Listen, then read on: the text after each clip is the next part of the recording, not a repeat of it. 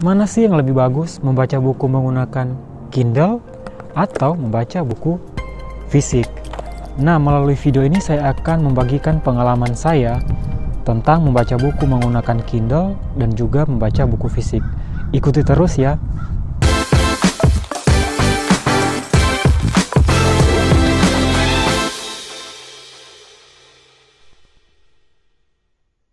Nah, sebelum membahas lebih jauh tentang Kindle dan buku fisik, saya ingin mengatakan bahwa kebanyakan buku-buku yang tersedia di Kindle itu adalah buku-buku yang berbahasa Inggris, sehingga hal ini perlu dipertimbangkan ketika kita hendak membeli Kindle.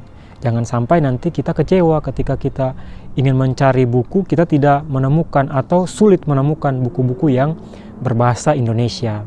Dari segi kepraktisan, saya merasa sih Kindle jauh lebih untung.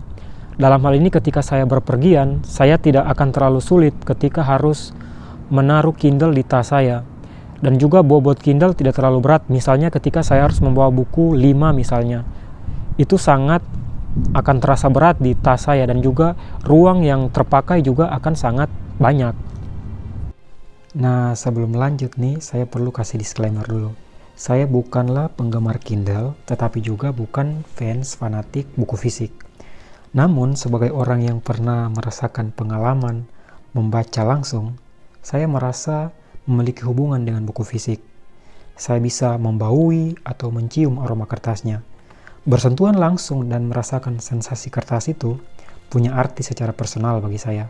Sehingga, dalam hal ini, buku fisik memang tak pernah bisa tergantikan. Selanjutnya, sebagai seorang mahasiswa, dari segi kemudahan mencari bacaan yang sudah dibaca sebelumnya, saya merasa lebih diuntungkan jika menggunakan Kindle. Tinggal masukkan kata kunci dan doar, ditemukan.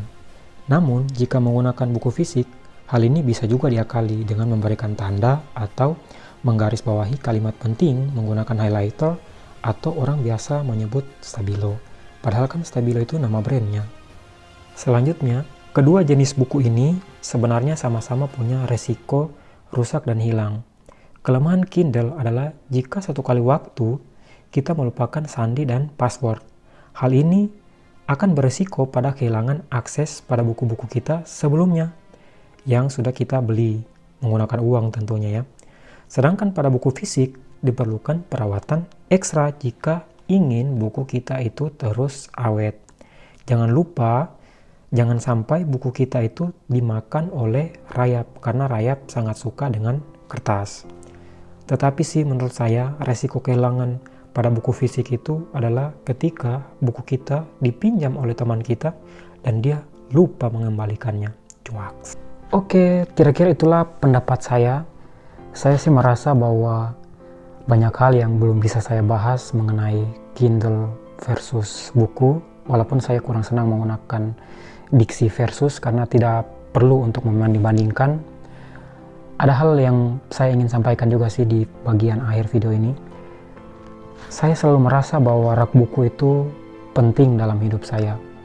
Saya selalu suka memandang rak buku di waktu pagi hari dan saya menikmati sensasi itu. Sensasi itu terlalu mahal dan eksklusif bagi saya. Tentu teman-teman tahu bahwa ketika kita mengoleksi buku di Kindle, sensasi itu kita tidak akan dapatkan. Sehingga di bagian inilah saya merasa bahwa saya masih memerlukan buku fisik. Walaupun juga di saat yang sama saya juga adalah pengguna Kindle. Kira-kira itulah yang bisa saya bagikan dalam video ini. Kalau teman-teman punya pendapat, punya komentar, silakan ya, saya tunggu. Terima kasih.